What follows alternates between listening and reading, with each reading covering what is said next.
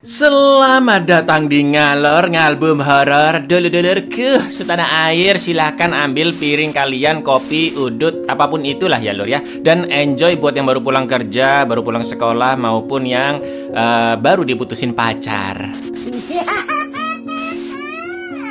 Balik mana ya ambek aku Icang dengan quotes hari ini. Cinta itu tidak butuh alasan, tapi yang pasti butuh transferan.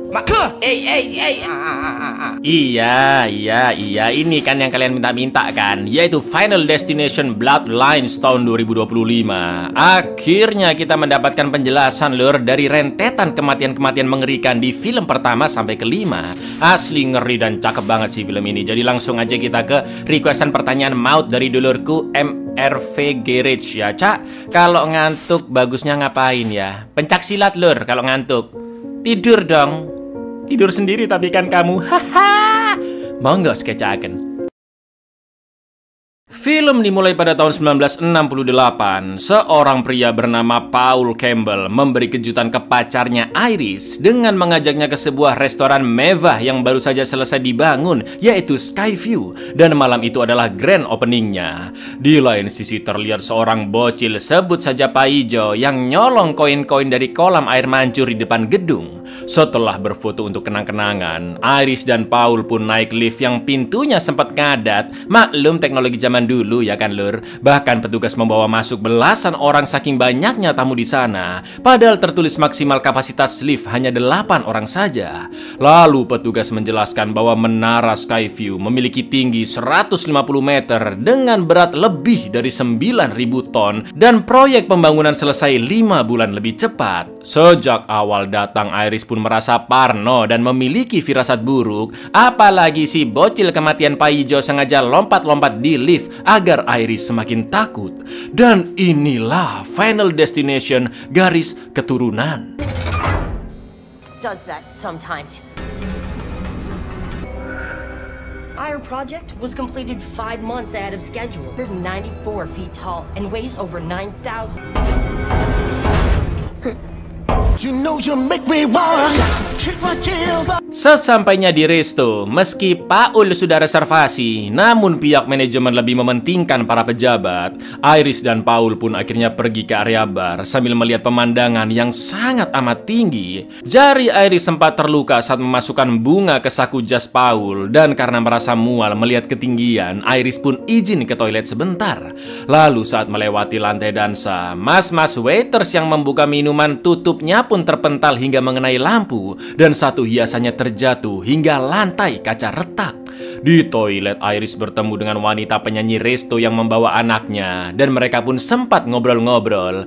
Ternyata Iris mual bukan hanya karena ketinggian, tapi dia sedang hamil anak Paul lur, yang usianya sekitar 2 bulanan. Akan tetapi Iris masih takut membicarakannya ke Paul yang mungkin akan mencampakkannya begitu saja. Namun mbak penyanyi yakin Paul pasti mencintainya dengan tulus dan tidak akan mengecewakan Iris.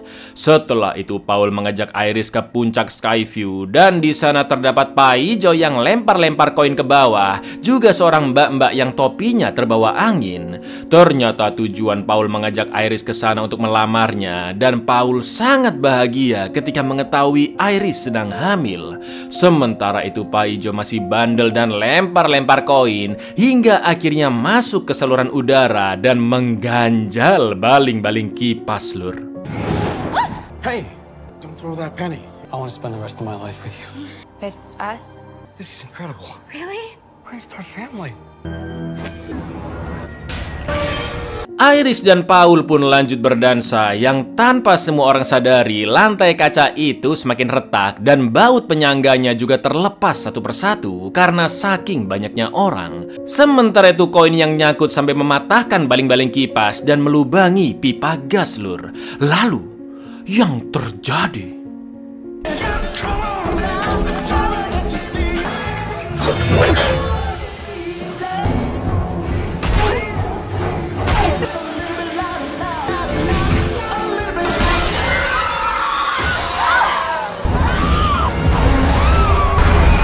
Iya, insiden mengerikan khas Final Destination pun terjadi. Paul tewas terjatuh, ibu-ibu penyanyi terkena ledakan, namun dia sempat menyelamatkan anaknya. Sementara orang-orang yang berebutan turun tangga, betonnya tiba-tiba hancur, namun Pak Ijo masih selamat. Para tamu pun akhirnya berebut masuk lift dan Iris tidak kebagian tempat karena penuh sesak.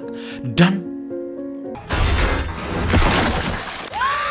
kini Iris dan semua orang yang tersisa mencoba bertahan di bangunan yang perlahan-lahan mulai roboh. Akan tetapi lagi-lagi karena seonggok koin, piano pun terjatuh hingga menghantam jendela dan menewaskan semua orang, kecuali Iris dan si bocil anak dari mbak penyanyi.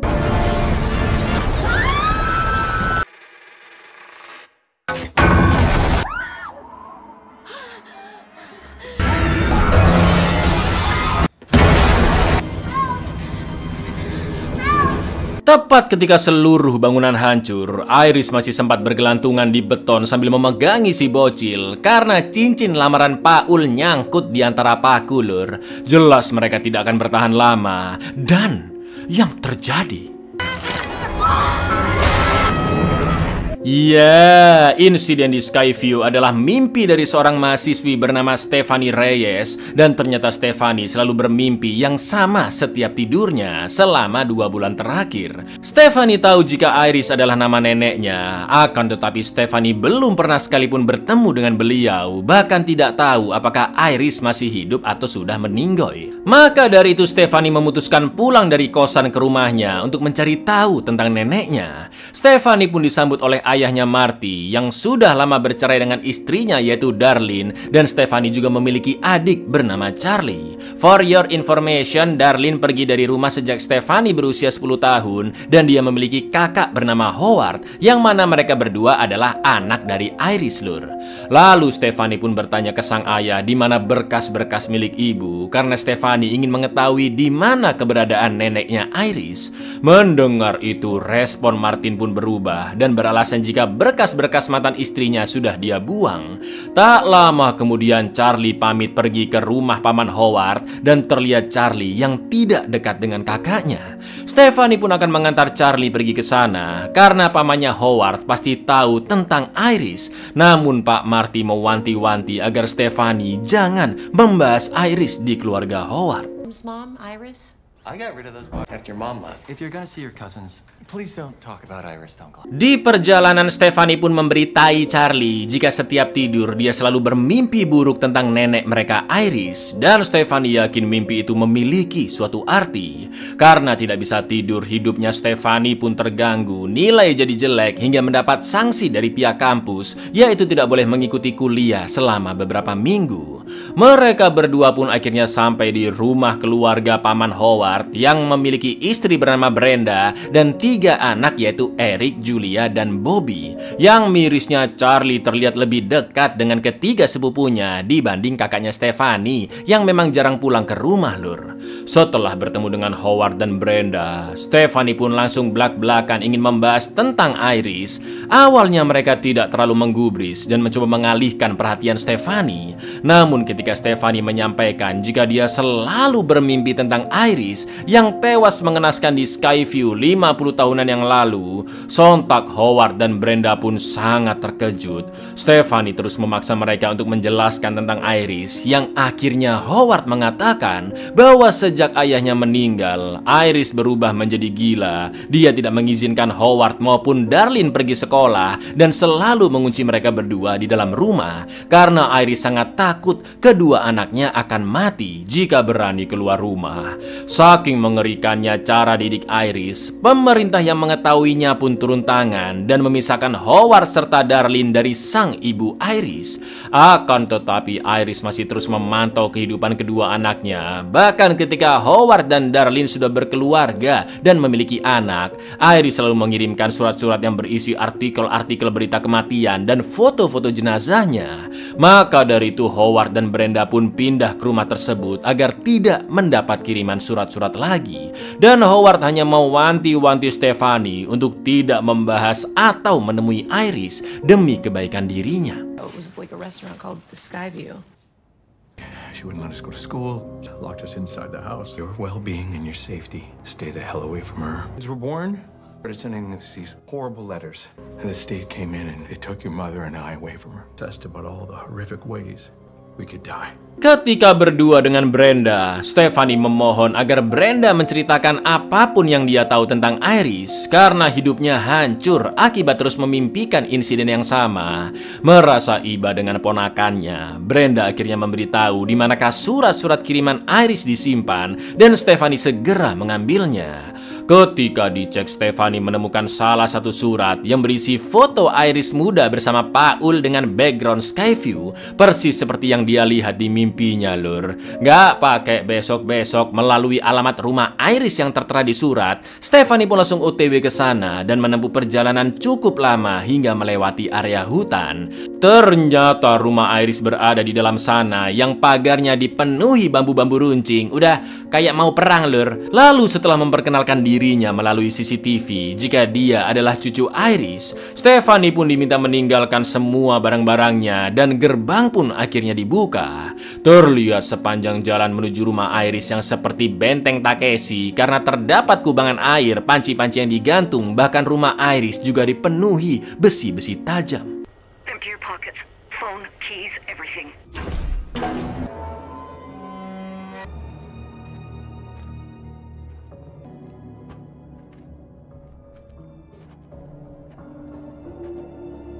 Lalu Stephanie pun diminta masuk ke rumah perlahan-lahan. Namun ketika pintu ditutup, pemadam api yang digantung depan rumah terjatuh, lur. Meski Iris begitu senang melihat cucunya, namun Stephanie dilarang terlalu dekat dan dia juga terus mewaspadai sekelilingnya. Stephanie menceritakan jika dia selalu memimpikan insiden Skyview selama 2 bulan terakhir. Namun di mimpi itu semua orang mati, termasuk Iris. Iris pun menjelaskan bahwa apa yang dimimpikan Stephanie memang nyata, namun kematian semua orang adalah POV dari firasat atau penglihatan yang muncul di pikiran Iris. Ya, seperti film-film FD sebelumnya yang sudah kalian tahu lah, lur ya. Semua insiden itu adalah firasat Iris beberapa saat sebelum Paul melamarnya. Iris tahu kematian massal akan segera datang karena dia melihat kejadian yang sama persis seperti mbak-mbak yang topinya terbawa angin, bocil paijo yang lempar koin-koin, dan Paul melamarnya dengan ucapan yang sama persis. Gak pakai lama Iris langsung mengambil koin paijo, menutup wajan berapi, lalu meminta semua orang menjauh dari lantai dansa karena lantainya sudah retak. Iris? Give me that. Everyone's going to die. The whole building is going to come down.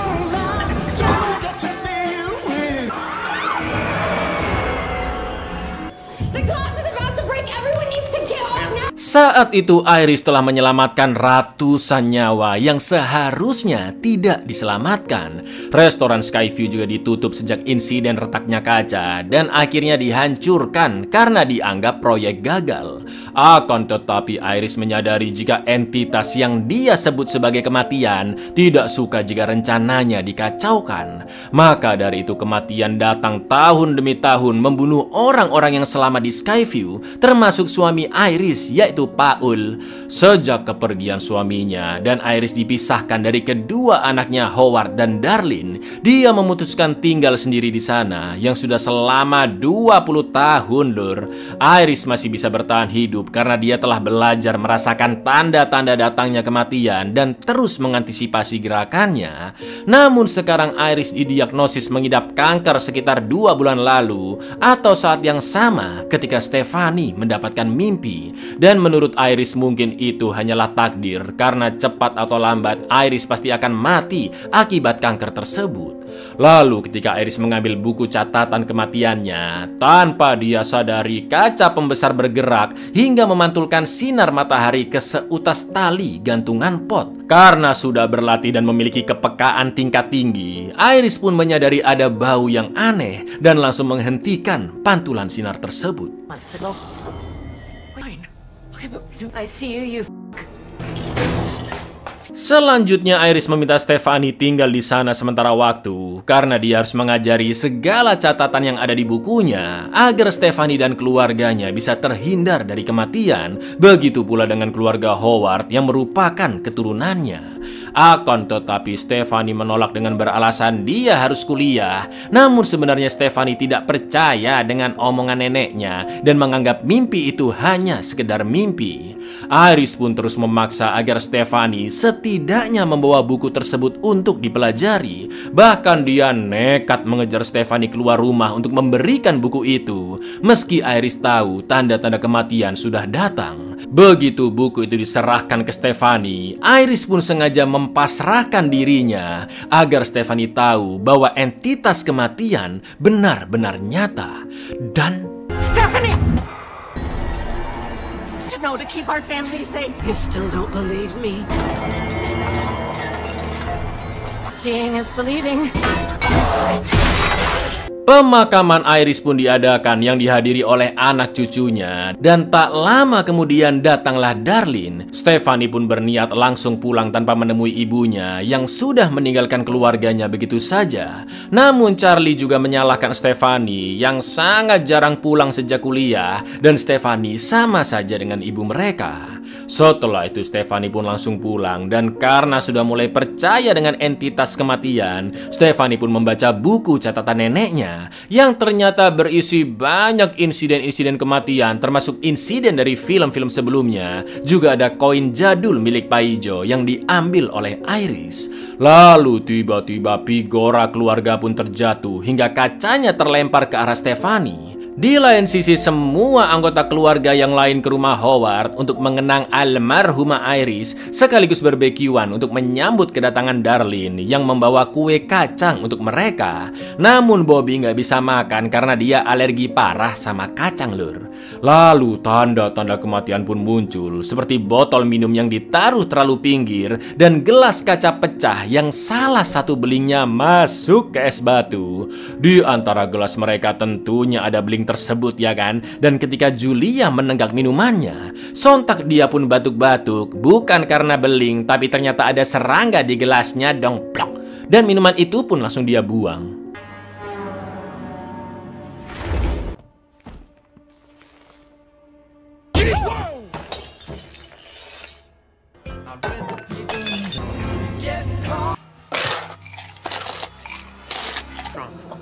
God, there's a bug in there. Howard pun ngobrol ngalor ngidul berdua dengan Darlene dan Howard meminta adiknya itu untuk tinggal di rumahnya. Akan tetapi Darlene menolak karena anak-anaknya lebih baik hidup tanpa dirinya dan Darlene akan melanjutkan hidup nomaden dengan mobil van-nya. Sementara itu Charlie dan Bobby sedang asyik main trampolin, namun kainnya mulai robek dan di bawahnya trampolin terdapat garpu rumput, lur. Selain itu beling ada di gelas Marty yang untungnya tidak jadi dia minum. Lalu ketika Howard ikut-ikutan main trampolin, untungnya Darlene menyadari garpu rumput tersebut dan langsung mengambilnya.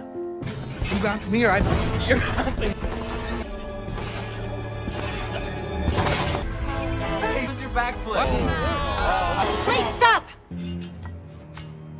Sementara itu Stephanie segera OTW ke rumah Howard dan berusaha menelpon Charlie. Namun dia lagi asik main trampolin. Sampai akhirnya ketika Stephanie tiba di rumah Howard, rentetan kejadian di luar Nurul pun terjadi. Dan Careful, Howard!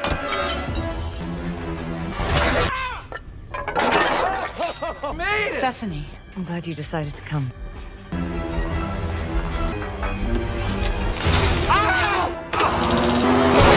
Howard menjadi korban berikutnya. Dan setelah acara pemakaman selesai, Stephanie pun lanjut mempelajari buku catatan Iris, di mana tertulis JB menemukan korban yang selamat dari kematian. Entah siapa itu JB. Bahkan Iris sudah membuat daftar kematian orang-orang yang dia selamatkan di Skyview berikut keturunan-keturunannya. Karena orang-orang Skyview tidak seharusnya selamat dan tidak seharusnya memiliki keluarga. Ketika seluruh kertas-kertas sudah ditempelkan, Stephanie pun menjelaskan ke seluruh keluarganya bahwa orang-orang itu tewas sesuai urutan yang sama seperti di penglihatan Iris, dan mereka selalu mati dengan cara yang aneh dan tragis. Karena jumlah orang yang selamat sangatlah banyak, maka kematian membutuhkan waktu sangat lama untuk membunuh satu persatu dari mereka hingga tahun 2000-an. Sampai akhirnya kematian pun datang ke Iris, atau dengan kata lain semua orang yang selamat di Skyview dan keturunannya telah mati. hingga menyisakan Iris dan tentunya si bocil anak penyanyi ya kan lur, karena mereka berdualah yang mati terakhir di penglihatan. Stephanie yakin kematian akan membunuh mereka satu persatu, dan karena Howard anak pertama dari Iris, maka selanjutnya yang akan mati adalah Eric, lalu Julia, dan berikutnya Bobby. Setelah itu kematian akan beralih ke Darlene, Stephanie, dan yang terakhir adalah Charlie. Sedangkan Marty dan Brenda tidak akan mati lur, karena mereka bukan keturunan Iris. Jelas mereka semua tidak ada yang percaya penjelasan Stephanie, khususnya Brenda yang masih sangat terpukul atas kematian suaminya. There were so many survivors, it took for death to get to all of them. They all died in the same order as Iris's premonition. These people went on to have families that they never should have had. Death makes its way down each branch by age. Enough. We're all gonna die. Stop this for one more minute. Ketika Stephanie berdua dengan ibunya, Darlene pun meminta Stephanie tidak mempercayai keyakinannya Iris, karena itu akan menghancurkan hidupnya seperti yang dialami oleh Darlene dahulu. Namun Stephanie tidak menggubris Darlene, bahkan mengatakan jika dia tidak membutuhkan sosok ibu lagi. Lalu di malam harinya, Eric yang bekerja sebagai Kang Tato dan Kang Tindik sedang menangani kliennya sebelum toko tutup. Lalu setelah pemilik toko pergi, Eric pun mengunci pintu dan membersihkan kursi meja sambil mendengarkan musik koplo sangat keras lur. Stephanie juga terus ngechat ke Eric karena dia begitu khawatir, namun Eric malah memaki-makinya. Setelah itu Eric mentato tulisan ayah di tangannya untuk mengenang Howard yang tewas secara tragis. Namun saking kencengnya speaker, pajangan pun terjatuh dan terus berantai sampai memecahkan toples. Dan ketika Eric berdiri, kursinya pun menghantam lemari yang membuat cairan pembersih mudah terbakar jatuh lur. Di saat yang sama, rantai kipas plafon terlepas dan dilalahnya nyangkut ke tindik di hidung Eric. Perlahan-lahan rantai itu semakin nyangkut di kipas dan Eric terus mencari pijakan yang lebih tinggi sambil berusaha membuka rantai di hidungnya. Lalu yang terjadi,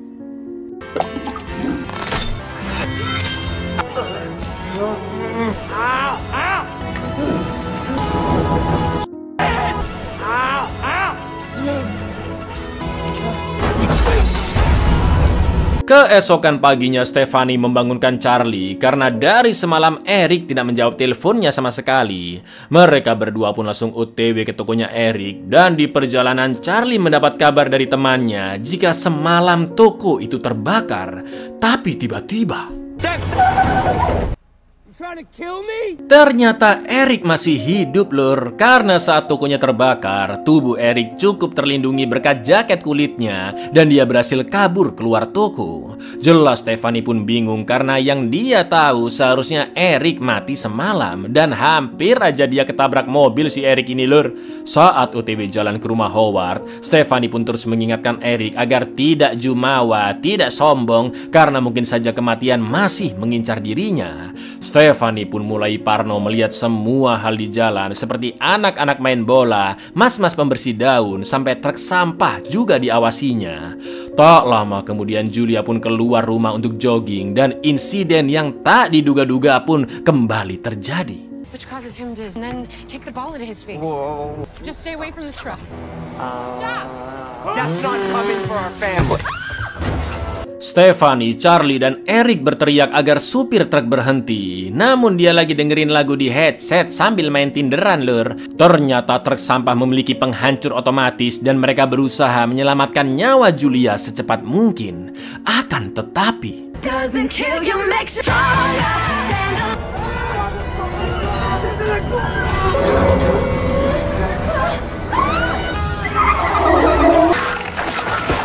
setelah kematian Julia, kini semua anggota keluarga baru percaya dengan Iris.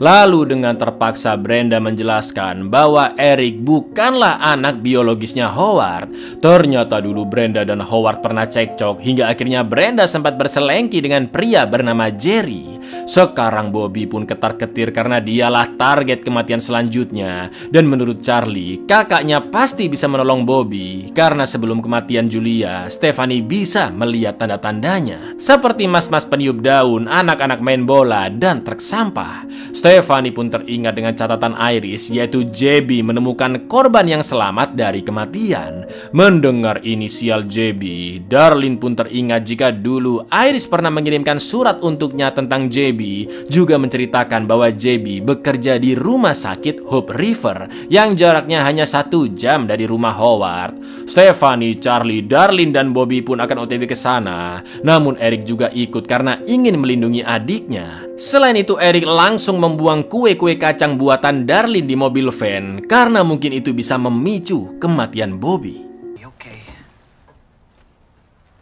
I'm coming with you, bro. Someone's gotta protect you. Di perjalanan, Stephanie melihat banyak foto-foto jadul Darlene bersama kedua anaknya yang menandakan Darlene selalu rindu dengan mereka dimanapun dia berada. Darlene akhirnya menjelaskan bahwa sejak kecil Iris selalu mengajarinya melihat tanda-tanda kematian datang, dan itu membuat Darlene tumbuh dewasa dengan penuh rasa takut. Sampai akhirnya ketika Stephanie dan Charlie lahir, Darlene pun semakin parnoan lalu memutuskan untuk pergi dari rumah karena tidak ingin dirinya mendidik dengan cara yang sama seperti Iris dan bisa merusak hidup kedua anaknya. Lalu sesampainya di rumah sakit, mereka pun bertanya ke resepsionis apakah di sana ada seseorang bernama JB, dan mereka langsung diarahkan ke ruang otopsi. Ternyata JB adalah nama panggilan dari William John Bloodworth, si pengurus jenazah yang selalu muncul di Final Destination 1-5, dan dia tahu banyak tentang kematian, lur. Karena William adalah anak dari si mbak penyanyi yang tewas setelah Iris di dalam penglihatan. Bertahun-tahun kemudian sejak selamat dari Skyview, Iris kembali menemui William untuk mengungkapkan bahwa kematian mengincar orang-orang yang selamat. Mereka pun terus bertukar pendapat dan mencari tahu tentang kematian. Bahkan William lah yang membantu Iris membangun rumah pertahanan diri di dalam hutan. William John Bloodworth. Call me JB. She saved my life at the Skyview. Everyone needs to get off the dance floor! I helped her fortify her cabin. We became friends. Lalu William menjelaskan bahwa ada 2 cara untuk menghentikan kematian, yaitu dengan membunuh seseorang atau dengan mati sesaat. Jika membunuh seseorang, maka mereka akan mendapat sisa umur orang tersebut. Namun untuk benar-benar memutus siklus rencana kematian, maka mereka harus mati sesaat. William pun menceritakan kisah Kimberly Corman, pemeran utama di Final Destination 2 yang berhasil mencurangi kematian dengan cara sekarat, dan nyawanya berhasil diselamatkan oleh dokter. Buat yang udah nonton pasti kalian inget ya kan lur, di akhir film Kimberly sengaja menenggelamkan diri dan diselamatkan oleh seorang dokter, yang mana kejadian itu memutus rantai kematian dan sekaligus menyelamatkan nyawa Pak Polisi yaitu Thomas. Entah bagaimana nasib Thomas di tahun-tahun berikutnya, apakah masih hidup atau mungkin sudah tewas karena masih diincar entitas kematian, karena William hanya menyebutkan nama Kimberly saja. Sementara itu Iris tidak mencoba cara yang sama seperti Kimberly karena itu adalah cara yang sangat beresiko, dan siapapun yang bermain-main dengan kematian namun dia kalah, maka dampaknya akan lebih mengerikan. Sekarang William sedang sakit keras dan sudah muak dengan kematian. William pun pasrah karena dia pasti akan diincar kematian setelah semua garis keturunan Iris sudah mati, dan hanya menyarankan mereka untuk menikmati sisa waktu yang ada karena hidup sangat berharga. Sebuah pesan yang memiliki makna mendalam lur, karena FYI Om Tony Todd yang memerankan William dan Candyman ini meninggal setelah selesai syuting Final Destination Bloodlines lur. With death and loot, things can get very. You're all gonna die. I will too. Well, I'm tired. I'm done with all. Life is precious. Enjoy every. Good luck. Karena Stephanie, Darlene, dan Charlie tidak berani mengambil resiko untuk membuat Bobby mati, diam-diam Eric pun membawa adiknya dan akan membantu Bobby untuk sekarat karena toh mereka berada di rumah sakit yang penuh dokter. Setelah berdebat, Bobby pun akhirnya setuju dan Eric langsung membeli selai kacang agar nanti Bobby yang alergi kesulitan bernafas. Akan tetapi per mesinnya nyangkut dan Eric yang emosi memukul kaca vending mesin sampai retak. lalu mendorong-dorongnya hingga selai kacang pun terjatuh. Namun per mesin itu mencuat, Lur.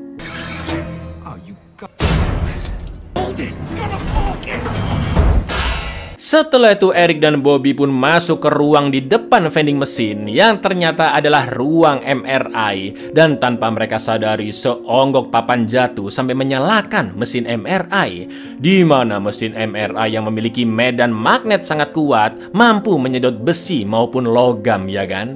Lalu Eric pun mengambil kursi roda agar bisa segera membawa Bobby yang sekarat nantinya ke UGD. Dan dia juga mengambil suntikan alergi Bobby untuk berjaga-jaga. Ketika Bobby memakan selai kacangnya, dia pun mulai kesulitan bernafas dan refleks ingin merebut suntikan alerginya. Di saat yang sama, tekanan mesin MRI terus meningkat dan HP Eric pun tersedot hingga mengenai tombol aktivasi untuk melewati batas wajar MRI.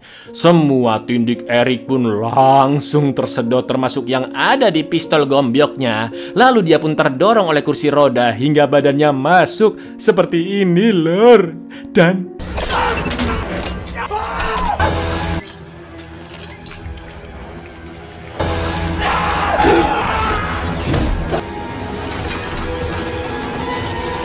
ya, meski bukan garis keturunan Iris, namun Eric yang telah bermain-main dengan kematian dan berusaha mengacaukan rencananya akan mendapat kematiannya juga. Karena tekanan MRI yang begitu kuat, logam-logam di luar ruangan pun mulai tersedot dan Bobby yang wajahnya sudah membengkak akhirnya berhasil mendapatkan suntikan alergi di tangan Eric, lalu segera menyuntikannya. Sementara itu Stephanie, Charlie juga Darlene masih terus mencari mereka. Dan tak lama kemudian, mbak-mbak perawat yang merasakan keanehan di ruang MRI membuka pintunya. Lalu yang terjadi,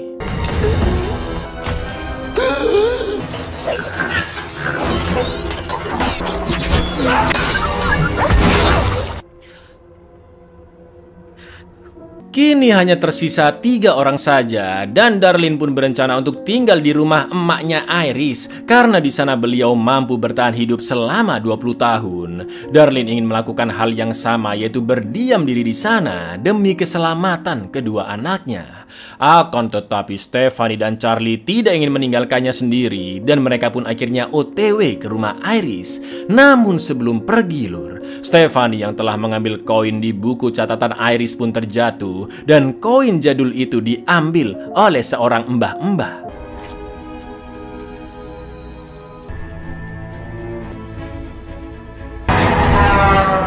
Drive. Sesampainya di rumah Iris, Stephanie merasakan tanda-tanda kematian telah datang dan dia segera mendobrak pagar rumah. Akan tetapi seekor sen terjatuh dan mengenai cetekan sabuk pengaman Stephanie hingga rusak. Stephanie pun berusaha melepaskan diri dan meminta ibu serta adiknya masuk ke dalam duluan. Akan tetapi tali gantungan pot di dalam rumah pun terputus hingga merusak gas kompor. Sedangkan lampu konslet di atap rumah menimbulkan percikan api yang salah satu percikannya terbang mengarah ke kompor. Dan Don't wait for me. Just get inside. Steph, if you get inside, I'll be safe.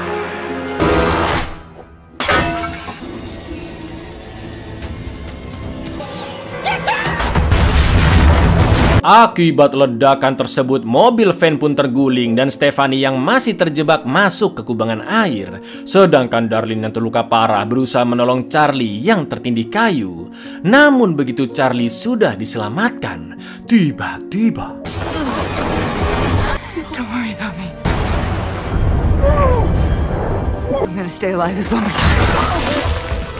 setelah itu Charlie berusaha menolong kakaknya yang tenggelam dengan memutus tali sabuk pengaman menggunakan pisau. Akan tetapi pisau itu terjatuh dan saat Charlie mengambilnya, pisau itu hampir memutus jarinya, Lur. Lalu tepat ketika Stephanie mulai kehabisan nafas dan tidak sadarkan diri, alhamdulillahnya Charlie berhasil menyelamatkan kakaknya dan mereka berdua pun merasa lega karena menganggap insiden tadi sama saja dengan menghidupkan Stephanie dari kematian.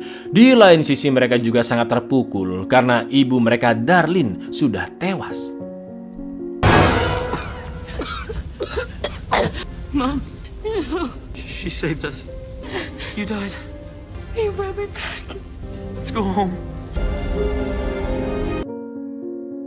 Beberapa minggu kemudian, Charlie bersiap akan ke pesta dansa dengan cememeunya. Dan ketika Stephanie membetulkan jas Charlie, jarinya pun tertusuk bunga mawar seperti yang pernah dialami Iris dahulu saat menaruh bunga mawar di jas Paul. Sementara itu kita diperlihatkan si Mbah yang membeli es teh Solo dan koin jadul yang dia ambil terjatuh hingga nyangkut di rel kereta. Lalu tak lama kemudian ayah dari cememeunya Charlie pun datang menyambut dan dia juga tahu cerita tentang Charlie yang menyelamatkan hidup kakaknya. Akan tetapi si bapak mengatakan jika saat itu Stephanie tidak benar-benar mati karena Stephanie hanya tidak sadarkan diri dan Charlie membantunya untuk bernafas lagi. Namun jantungnya Stephanie tidak pernah berhenti. Mendengar ucapan si bapak, sontak Stephanie dan Charlie pun sadar jika kematian masih mengincar mereka. Stephanie mulai merasakan tanda-tandanya seperti angin berhembus, mobil jadul yang lewat, juga cememeunya Charlie yang memakai gaun sangat mirip dengan Iris. Tak lama kemudian kereta yang membawa gelondongan kayu pun kecelakaan karena jalurnya rusak akibat koin. Sampai akhirnya lur, Sweetie. She was lucky, Charlie.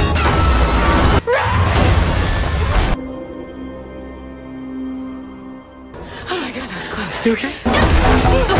Abuyar, ngeri kali emang Final Destination ini ya kan. Koin yang menjadi awal penglihatan rentetan kematian terjadi juga menjadi akhir musibah dari rantai kematian sebuah keluarga lur. Tapi yang masih menjadi pertanyaan adalah kenapa semua bermula dari Iris dan kenapa dia bisa mendapat penglihatan ya kan. Apakah Iris memang orang terpilih atau jangan-jangan masih ada rantai kematian sebelumnya lur. Penasarin ya kan gimana kelanjutannya nanti, aku juga penasaran lur. Mungkin akan dibahas seputar Kimberly yang masih selamat atau alasan mengapa entitas kematian bisa muncul. Jadi buat kalian yang sekarang lagi ngudut, hati-hati keselak asbak lur, mati pasti kalian. Assalamualaikum.